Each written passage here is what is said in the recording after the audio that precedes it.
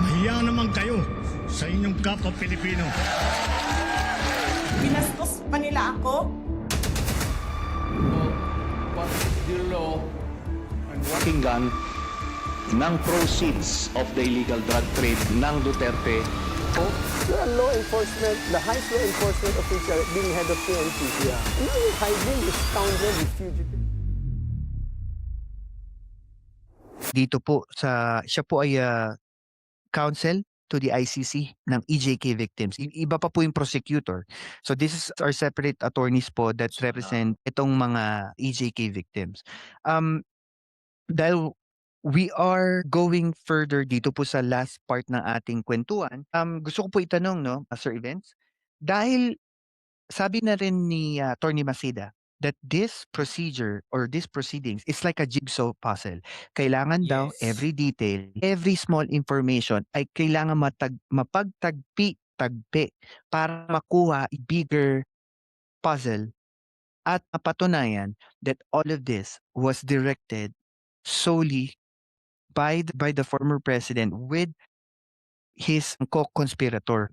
Ano po sa tingin ninyo yung mga nakikita natin na foresee na mga importanteng bagay o detalye na kailangan para ma-suffice at makuha natin yung pinakamalaking puzzle dito sa issue na to? Okay. Ang pinakamalaki para sa akin sabihin ko 'to, yung enough to pin down yung ano ni Eddie Digong na siya talaga meron pong kagagawan. Siya yung parang pinaka-mastermind. Yun ang Ano po sa pinakatunayan. ano po sa tingin niyo ang pwedeng magamit ng prosecutor kung sa ganyang anggulo? The very words of Digong itself.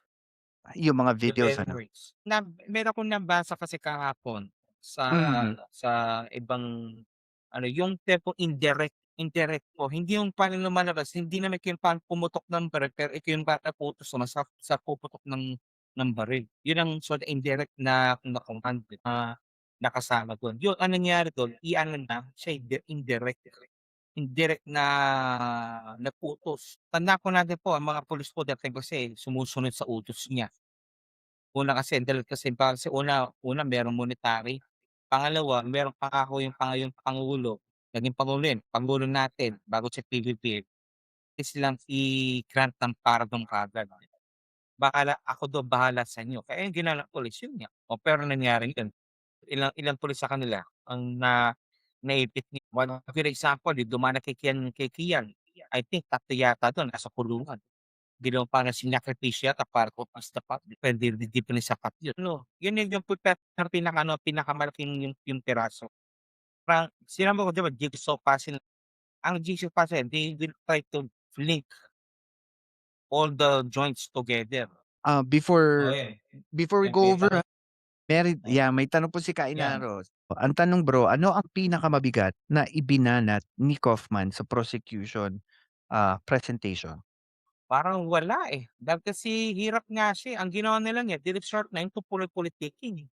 Pinapakita nila niya that the government, present government is out to neutralize the Dutertes. Yun yung naalala ko sa kanyang araw na presentation ng confirmation hearing, yun ang sinabi niya Parang yun ang naging naratibo nila na parang is out. They're out At saka to destroy, At saka isa pa the Dutertes. po 'no, Mm. na idagdag ko, Mm. yung testimony ni Kaufman is geared towards the messenger. Kumbaga hindi ka malinis na tao, bakit ka nagrereklamo? Ikumpleto ang information na binibigay mo na how would we know that they are credible or So, valid? Di ba? yan ang yung depensa na Correct. imamalan, i-discredit.